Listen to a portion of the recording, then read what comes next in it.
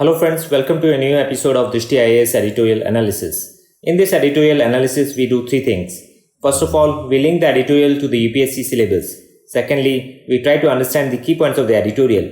And thirdly, if any key concepts have come in the editorial and are important from exam point of view, we also discuss them.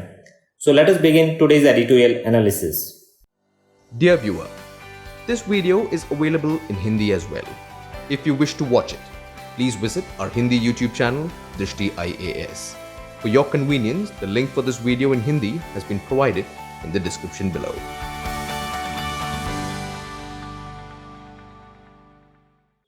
We have taken today's editorial from the Indian Express and it has come on 19th of August. The title of the editorial is Peace is Precious and it says that the Centre and NSC and IM should keep the conversation going, so wisdom and sagacity to conclude agreement. And it basically deals with the controversy that has arisen recently over the 2015 Framework Agreement signed between the Centre and the National Socialist Council of Nagaland, NSC and IM. So now let us look at its linkage with the syllabus. So it links directly with GS paper 3, where we have security as one of the important areas of the syllabus. And under this, it links with the linkages between development and spread of extremism. It also links with the internal security and the challenges to internal security. And also with the security challenges and their management in border areas, linkages of organized crime with terrorism. So after establishing the linkage of the editorial with the syllabus, now let us look at its key points. So before moving on to the key points of the editorial, let us understand what the controversy is all about and also see Nagaland on India's map. So here we have a map of northeast part of India and we can see the 7 northeastern states and one brother, which is Sikkim. So here we can see Nagaland and also see that it is sharing its border with Arunachal Pradesh, Assam and Manipur, and also international border with Myanmar. Now in this picture we can see the two major actors who are involved in the controversy that is raging in Nagaland. One is the governor of Nagaland, Mr. R.N. Ravi, and the other is Mr. T. Muiva, who is the head of NSC and IM, the militant Naga group with which the government of India has been in a ceasefire since 1997. And both central government and NSC and IM have signed a framework agreement for resolving the Naga issue in 2015. So now let us look at these things in little more detail. So what is the Naga issue? So the key demand of Naga groups has been a Greater Nagaland, which means sovereign statehood and which will also include redrawing of boundaries to bring all Naga inhabited areas in the northeast under one administrative umbrella. Now this is easier said than done because this will include parts of Arunachal Pradesh, Manipur, Assam as well as parts of Myanmar.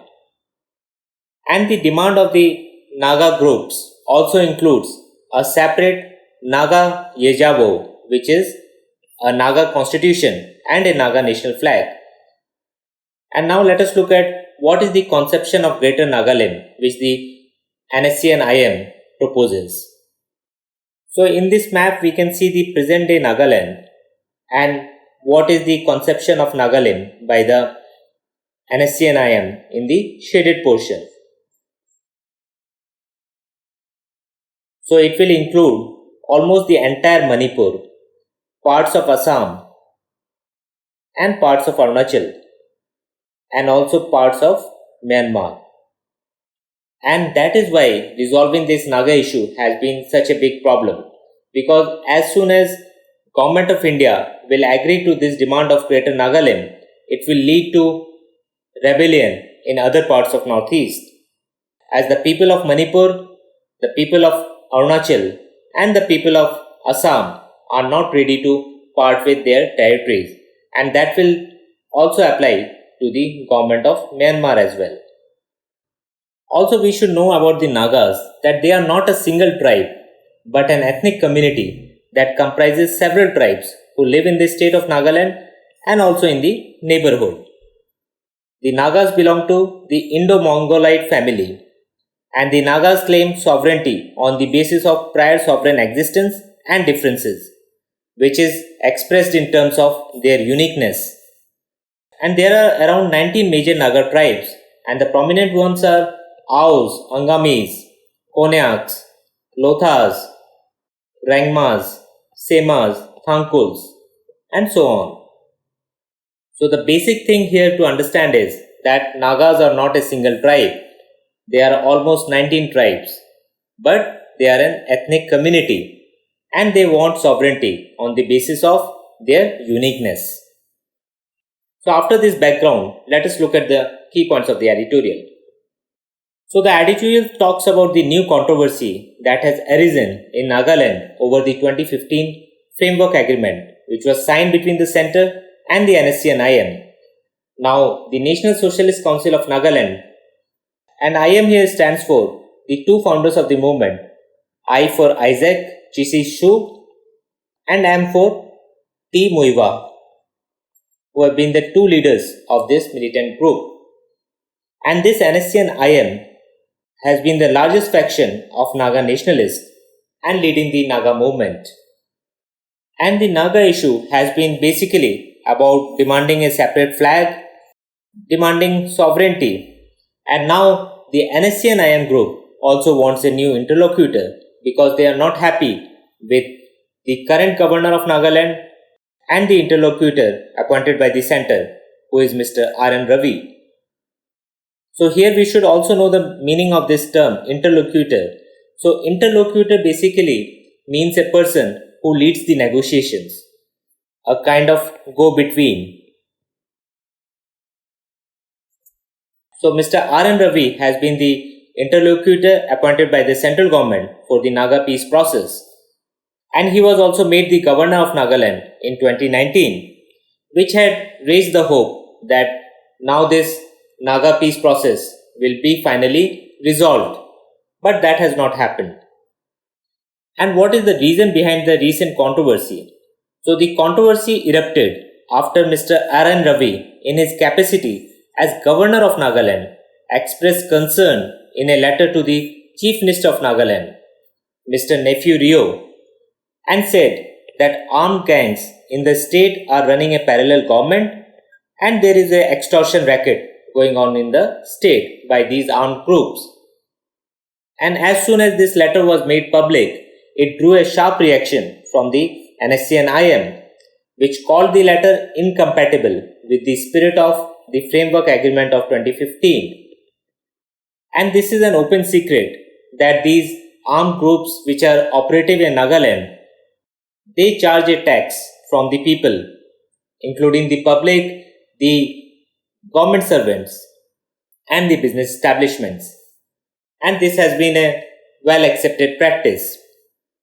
Even NSC and IM has said that they collect what is a genuine tax from the public for sustaining their Naga nationalist movement, and they feel that it is their sovereign right. But this is similar to having a parallel government, which is the problem. The editorial further says that the issue is about the same individual being governor as well as the interlocutor. Though this was initially welcomed by everybody involved in the Naga peace process as something that would enable the finalization of the Naga peace process, but that has not happened. In fact, the editorial says that these two roles are in conflict and they are being handled by the same individual, which also makes it more complex. And it says that Governor Ravi's words seem to reflect interlocutor Ravi's frustration over the delay in finalizing the framework agreement. And the framework agreement, which was signed in 2015 in the presence of Prime Minister Modi, has not been finalized yet. And Mr. Ravi has been blaming NSC and IM for the delay in that, because NSC and IM has not been ready to accept the terms offered. And now NSC and IM is saying that it doesn't trust Mr. Ravi and it wants a new interlocutor to be appointed by the center. But some other Naga nationalist groups have said that they are okay with Mr. Ravi's presence and they would like him to continue. And the editorial says that in hindsight it appears that combining these two roles of governor and interlocutor in the same individual has not been the right decision, as this has led to avoidable conflict. And it says that the two roles of governor and interlocutor demand different functioning styles, while as an interlocutor you have to keep a low profile and there is a lot of backroom work, while the office of the governor is a constitutional office and it's a public persona that needs to be projected. And especially when a governor writes to the chief minister of a state, the letter takes on a political meaning, and that has happened in this case. Finally, the editorial says that it is very important to consolidate the gains of 25 years long peace process. And for this, it is important that both sides in this issue, Mr. Ravi as well as NSC and IM, they need to step back from this war of words and focus their energies on finalizing a lasting peaceful solution to the long pending Naga issue. So this was all in the key points of the editorial. Now let us look at the Naga issue in more detail in the key concept section. So in the key concept section, let us look at the history of Nagas. So the origin of Nagas cannot be traced, but the assertion of Naga nationalism began during the British rule and continued after independence and even after Nagaland became a state in 1963. And along the way, the unresolved issues have given rise to decades of insurgency that has claimed thousands of lives, including that of civilians. The Britishers had annexed Assam in 1826, and after which they subsequently created the Naga Hills district, which remained a part of Assam, till Nagaland was carved out as a separate state in 1963. And the earliest signs of Naga resistance dates back to 1918 with the formation of Naga Club. And this Naga Club was formed by Nagas who had returned from the First World War, where they were conscripted by the Britishers to serve in France for road building and other salvage operations. And while in Europe, their sense of Naga identity grew. And when they came back with some educated locals, they formed the Naga Club. And in 1929, this Naga Club famously told the Simon Commission to leave us alone to determine for ourselves, as it was in ancient times. In 1946, Mr. A.Z. Fizo, his full name was Angami Japu Fizo, he formed the Naga National Council, which declared Naga independence on August 14, 1947. And in 1951 claimed to have conducted a referendum in which an overwhelming majority supported an independent Naga state. Obviously, this was not appreciated by the newly independent Indian state. An Indian army was sent in to curb the insurgency. The Naga National Council took up arms and resorted to violence for claiming Naga's sovereignty. And in 1960, a 16 points agreement was signed between some Naga leaders and the central government, which led ultimately to the creation of the state of Nagaland in 1963. But this also did not stop the insurgency, and it continued on and off. And in 1975, the Shillong Accord was signed by a moderate faction of Naga National Council with the central government. After this, again the Naga National Council split into National Socialist Council of Nagaland, and this NSCN carried on the struggle for Naga sovereignty. And NSCN further split into NSCN IM and NSCN Thaplang in 1988. The NSCN IM was led by Isak Chisi Su and T. Muiwa, and named after them as NSCN-IM, while NSCN-K was led by a Naga from Myanmar, Thaplang, and it was known as NSCN-K or NSCN-Thaplang. Finally, in 1997, NSCN-IM entered into a ceasefire with the central government, and it has continued till today. Also, NSCN-K entered into a ceasefire with the central government in 2001, but it unilaterally withdrew from that ceasefire in 2015.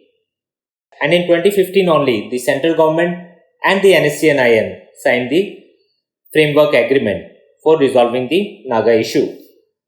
And in 2017, Naga national political groups were also added to this dialogue with the center to make this agreement more broad-based and inclusive.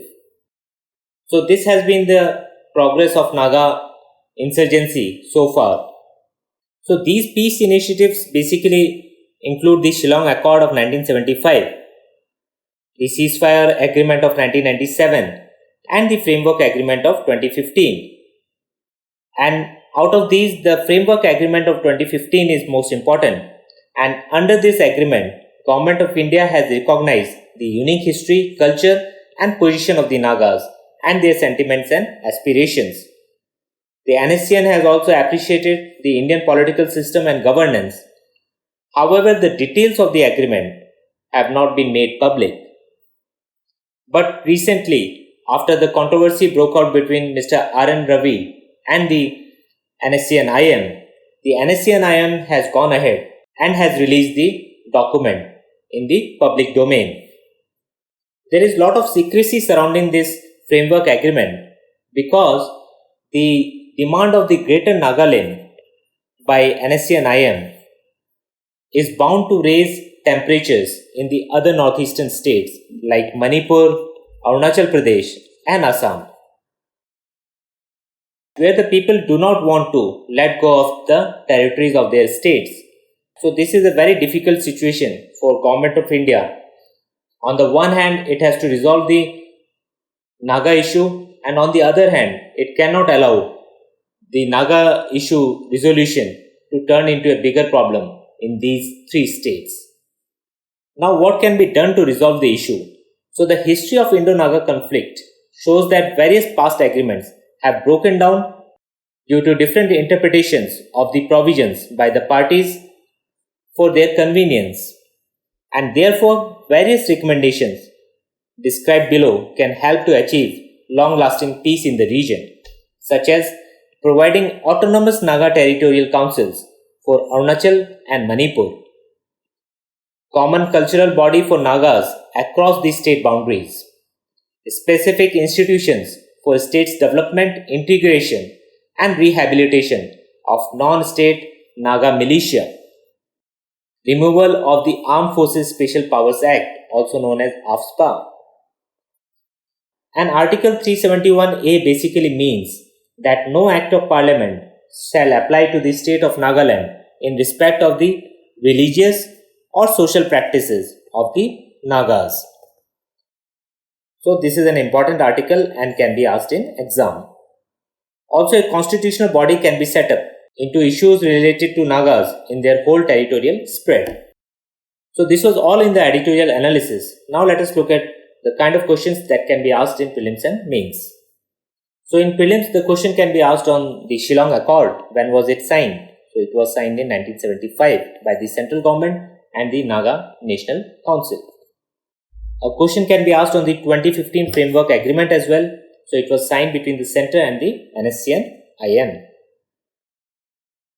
Then when was the Nagaland state created? So it was created out of the state of Assam in 1963. Also, we should be clear about the term interlocutor and who is the interlocutor for the Naga peace process. So Mr. R.N. Ravi, who is also the governor. And also question can be asked on Article 371A, which has special provisions for the state of Nagaland, and similar special provisions are mentioned in 371B for Assam, 371C for Manipur, 371F for Sikkim, 371G for Mizoram and 371H for Arunachal Pradesh. So this also we should be knowing. Then there can also be map-based questions. So we should be clear about the location of Nagaland on India's map and the states bordering Nagaland. In mains, the question can be on the Naga issue, what is its origin, and the present status of the issue. Also, a question can be asked on the Northeast insurgencies and their impact on India's internal security climate. Also, a question can be asked on the lack of development and the growth of extremism. So, what is the linkage between these two, especially in context of Northeast India? So, this was all in today's editorial analysis. We'll see you next time with another editorial. Thank you.